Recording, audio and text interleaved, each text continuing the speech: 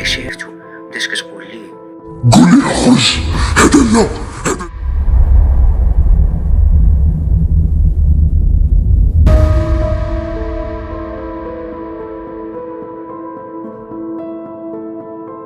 انا في ديك اللحظه صافي حسيت بلي قلبي غادي يوقف وشدني واحد البرد غريب. بديت كنقرا القران ودورت على راسي الماطه وحلقي يشف وكنعض في يدي تحت الماطه باش نتاكد واش حلم ولا بصح. كنطل شويه تحت الماطه وكنلقاه باقي كتشوف فيا وكضحك. بغيت نتصدى شويه وهو يأذن لي الفجر. حسيت بواحد الامان غريب. طليت مره اخرى ما لقيتهاش. لقيت غير خيالتي ناعس عادي. انا في ديك اللحظه حسيت براسي عييت والارهاق شدني. رحت المدرسه وعاد ملي جيت من المدرسه طلع ديك المدرسه المهجوره. داكشي كله كان عامل باش غفلت حتى حسيت بالوالده كتفيق فيا مع ديك التسعود كتقول لي نوض تمشي للمدرسه. مشيت للمدرسه وبالي مشتت كنفكر غير داكشي اللي وقع لي البارح في الليل. دخلت القسم وباقي مرفوع بين كيدوي معايا ما كنعرف حتى شنو كيقول غير كنحرك راسي وصافي. دخل الاستاذ ما حسيتش بيه فوقاش دخل دار يدي على راسي وساهي وكنفكر كنقول دابا داكشي اللي وقع ليا غنكون غير كنحلم. كنبغي نصبر راسي كنقول مستحيل يكون حلم وانا عييت كنعض في يديا ومأكد بلي داكشي بصح. المهم عييت نتسائل حتى كنسمع الصوت ديال الاستاذ كيغوت بالجهد. قفزت من بلاصي قال لي مالك ما كتسمعش. قلت ليه اسمح لي يا استاذ راه عيان شويه.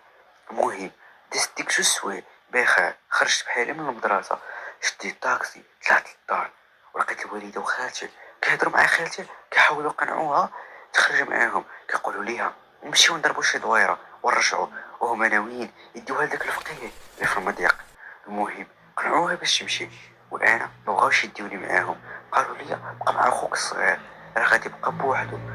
المهم بقينا انا وخويا الصغير مع ديك الربعه كنسمع الصوت ديال الدقان. قلت شكون وهي تقول لي الوليده حليت ليها وهما يطلعوا كاملين والوضع عادي.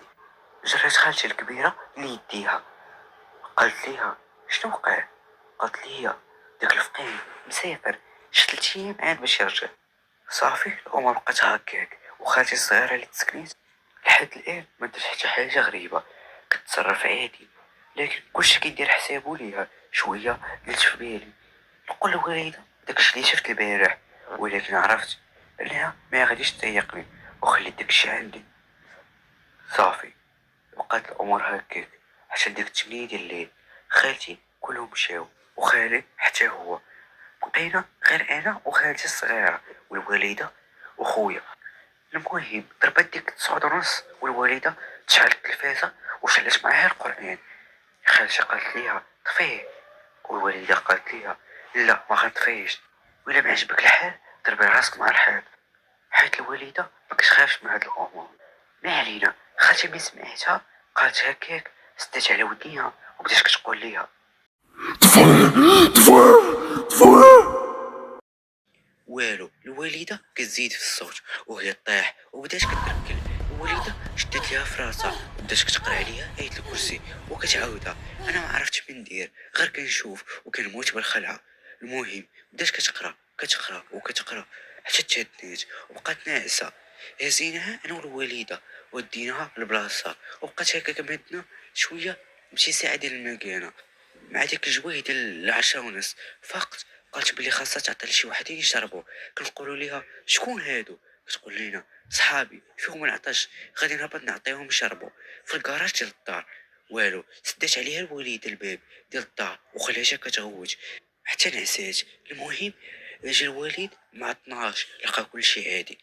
قال لينا موقع والو كلشي مزيان. قلنا ليه بلي راها شويه دابا راها نعسات. صافي الوالده قالت لي انا وخويا الصغير سيروا تنعسوا. لكن قررنا انا وخويا الصغير ما نعسوش معاها. نعسنا انا وياه في الصاله حيت ما بغيتش نشوف شي حاجه غريبه اللي غتخليني عاوتاني نسهر في هاد الليل. المهم نعسنا حتى حسيت بالوالده كتفيقني مع 8. صافي فطرت لبست حوايجي ومشيت للمدرسه. تلاقيت مع صحابي بقينا كنتوانسو شويه كنضحكوا كنشطوا وكانت عندنا الرياضه من 10 حتى 12. لعبنا شويه كره. المهم بدلت داك الروتين ديال الدار. صافي مع 12 رجعت بحالي كالعادة، شديت طاكسي ومشيت بحالي.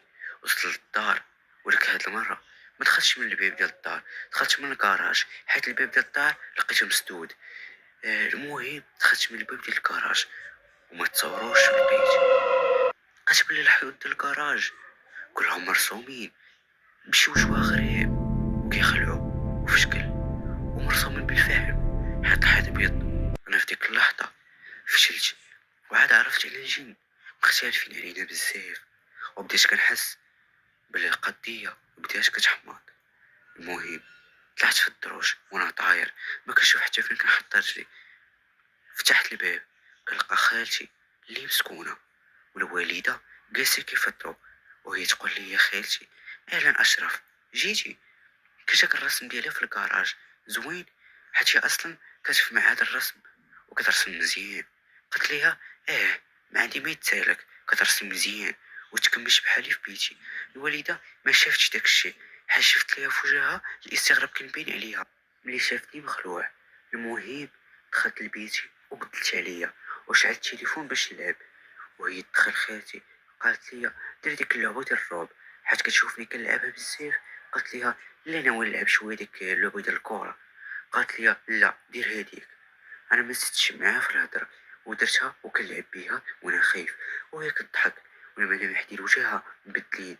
كنحس بلي ماشي خالتي اللي جالسه حدايا. شويه وانا نسمع الصوت ديال الدقان. المهم فتحات الوالده الباب وكنسمع الهضره في الدروج، صوت خالي وشي واحد معاه. دخلوا علينا وكنشوف خالي ومعاه واحد خينا عنده واحد اللحية كبيرة صابغها بالحنة ووجهه مهيب. هي شافته بدات كتقول ليه قول لي اخرج. هذا لا، هذا لا.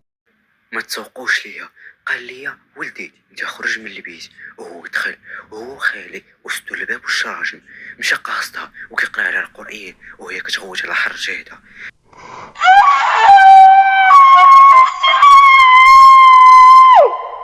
بحال صوتها ولا قاو 10 المرات بحال داكشي ديال الافلام. المهم كيقرا في القران بالجهد وانا غير من مورا الباب كنسمع صافي شويه وانا كنسمع الصوت ديال الضرب بدا كيضربها بالصمته، وداك الصوت كيقول ليه انا غادي نخرج، غير ما تضربش، غير ما تضربش. وداك الشيخ كيعطيه وكيعاودو وكيقرا عليه القران. المهم بدا كيصرعو شي مده ديال ساعه حتى كنسمعو الصوت ديال داك الجن كيقول. والله ضربتيني ما نخرج. وهكذا كنكونوا سالينا الجزء الثاني. كنتمنى تحطوا لايك ومتابعة باش يوصلكم الجزء الثالث. الجزء الثالث مخبي بزاف د الاسرار اللي غادي تعجبكم بزاف، متزقلوش. يلا بسلامة.